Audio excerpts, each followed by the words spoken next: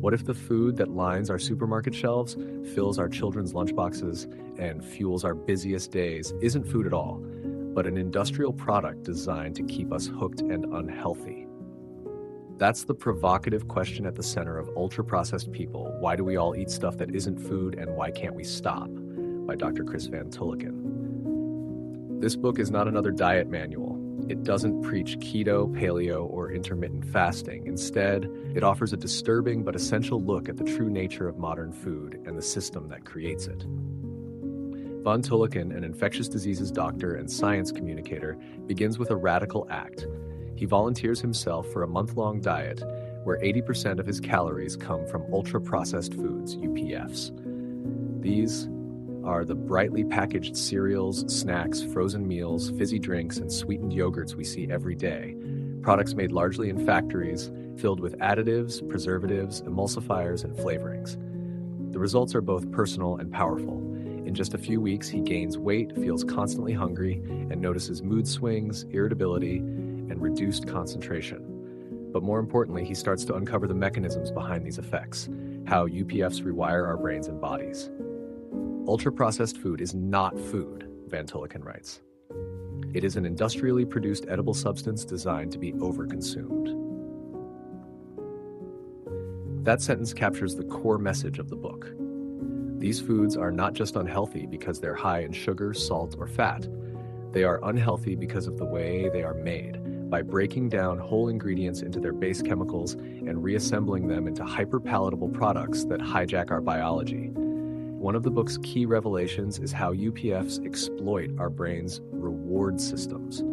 Van Tulleken explains that these foods are engineered to create what food scientists call the bliss point, the perfect combination of sweetness, saltiness, and texture that makes us crave more. He compares them to cigarettes, alcohol, and even cocaine. It's not willpower you're missing, it's biochemistry, he writes. That's a powerful and liberating idea. It shifts the blame from individuals to industries. The book also addresses the illusion of choice. We may think we're choosing freely in the supermarket, but in reality, most of our food options are controlled by a handful of multinational corporations. Van Tulleken explains how these companies flood low-income neighborhoods with UPFs, using aggressive marketing, especially toward children. He describes supermarkets as obesogenic environments, spaces that are structured to make the worst choices the easiest and most affordable ones. And the damage isn't just physical. Van Tulleken dives into the psychological and emotional impact of UPFs. He shows how they affect our mood, energy, and even social lives. He references studies linking UPF consumption with increased risk of depression, anxiety, and poor sleep. He shares stories of patients, especially children, struggling with hyperactivity, sugar crashes, and digestive issues, all traced back to diets rich in processed products. One of the most compelling chapters is about infant nutrition. Van Tulleken reveals how even baby food is being ultra-processed, with misleading labels and unnecessary additives. He writes, "We are feeding babies UPFs before they can walk, setting them on a path of lifelong health problems before they can speak." The emotional weight of that statement is hard to ignore. Van Tulleken is careful to acknowledge that UPFs are not a moral failing. They're often cheaper, more accessible, and more heavily marketed than fresh food. He speaks candidly about the guilt parents feel, especially in working-class families who don't have the time or resources to prepare whole meals.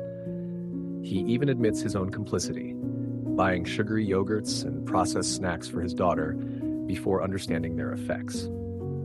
In one eye-opening section, he explores the role of the food industry in scientific research.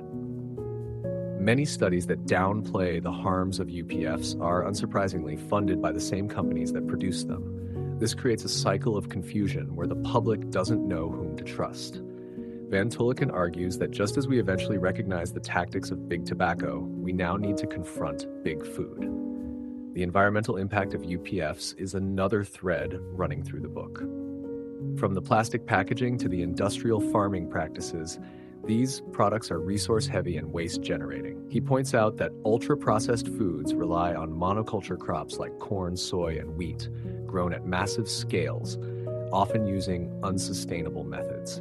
We're not just eating ourselves sick, he writes, we're eating the planet sick. But the book isn't without hope. Van Tulleken highlights efforts to regulate the food industry, such as front-of-pack warning labels, sugar taxes, and restrictions on junk food advertising. He praises countries like Chile, where aggressive public health campaigns have led to real changes in consumer behavior. He also encourages readers to push back by cooking more at home, by supporting better food policies, and by understanding the forces at play. Still, he's realistic. Not everyone can go to a farmer's market, he says, but everyone deserves food that won't harm them. That's perhaps the most radical idea in the book. Not that ultra-processed food is dangerous, but that safe, nourishing food should be a human right. Van Tulleken's writing is accessible, witty, and sometimes furious. He blends hard science with personal storytelling, making complex ideas feel immediate and urgent.